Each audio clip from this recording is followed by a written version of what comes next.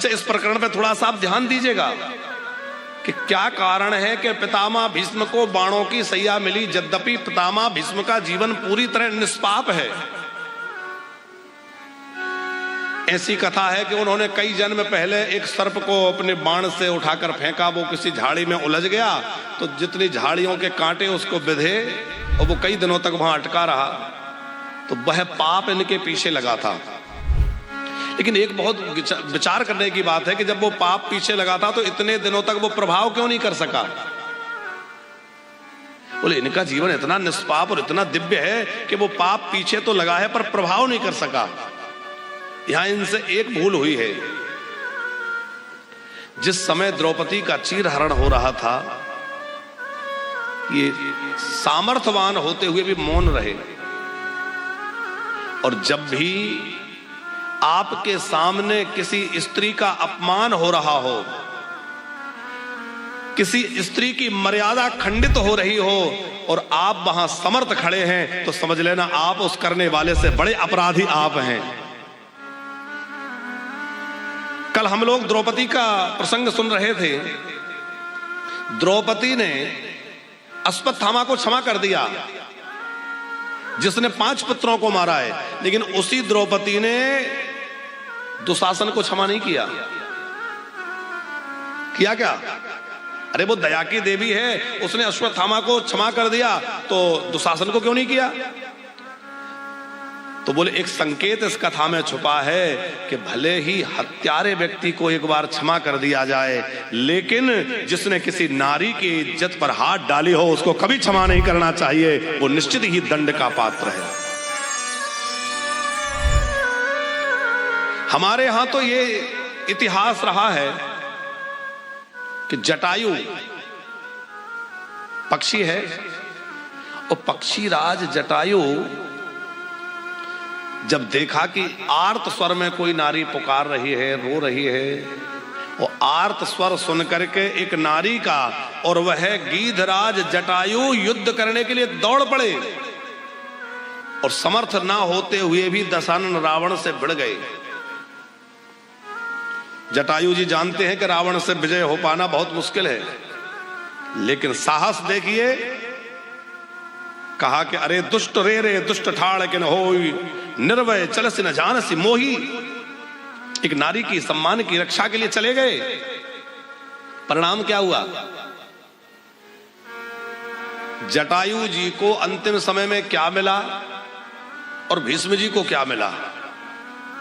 जटायु जी को अंतिम समय में राम जी की करसैया मिली और पितामह भीष्म को सरसैया मिली। एक को करसैया, एक को सरसैया। कर सरोज सिर पर स्यो कृपा सिंधु रघुवीर, निरखि राम छवि धाम मुख, विगत भई सब पीर।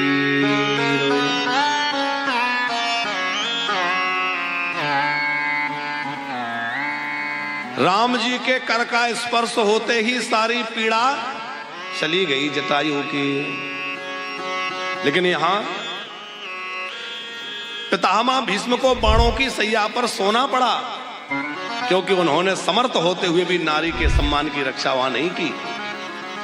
यद्यपि पितामह भीष्म परम भागवत हैं, परम भगवत भक्त हैं, उनमें दोष देखना अपराध है, लेकिन ये हमने संकेत सिर्फ इसलिए किया है कि हमारे धर्म में नारियों का कितना सम्मान है।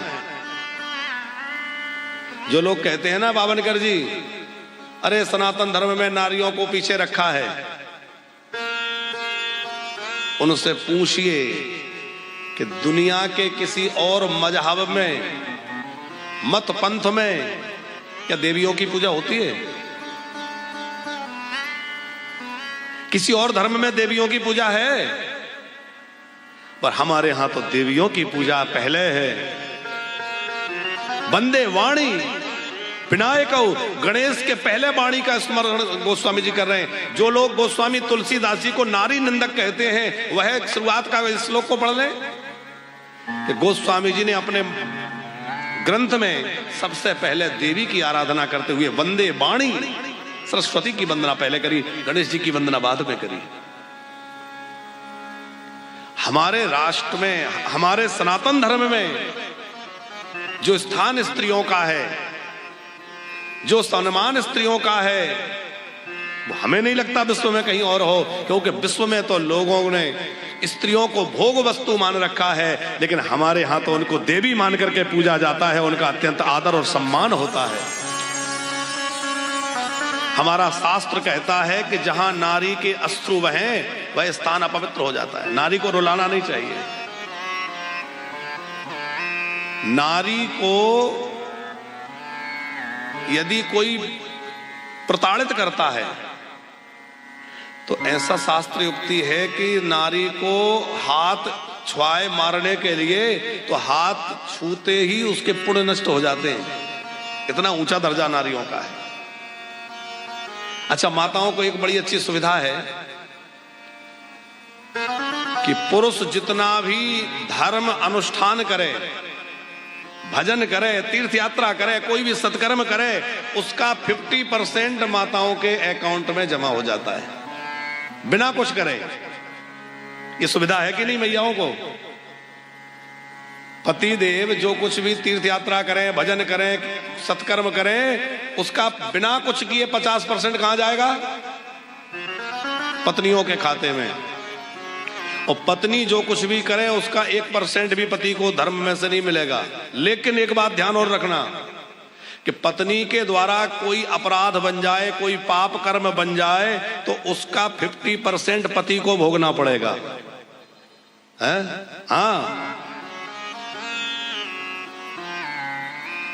पर इसमें एक शर्त लगी है बावनकर जी। किस नारी को पति का सत्कर्म मिलेगा?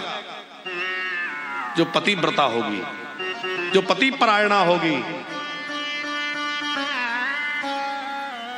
जो पति को ही परमेश्वर मानती है? जो पतिव्रता नारी नहीं है उसके लिए शर्त लागू नहीं होगी। हमारे यहाँ नारियों को कितनी छूट दे रखी है। उन्होंने कहा भैया आप घर गृहस्थी में उलझी हैं, परिवार की जिम्मेवारी, रिश्तेदारों की जिम्मेवारी, अतिथियों की अभ्यागत की जिम्मेवारी, सबकी जिम्मेवारी तुम्हारे ऊपर है, तो तुम घर गृहस्थी में उलझी हो, कोई बात नहीं है। पति सत्कर्म कर रहा है, आधा पल तुम्हें अपने आप मिल जाएगा। ऐसी सुविधा नारियों को हमारे धर्म ने दे रखी है। तो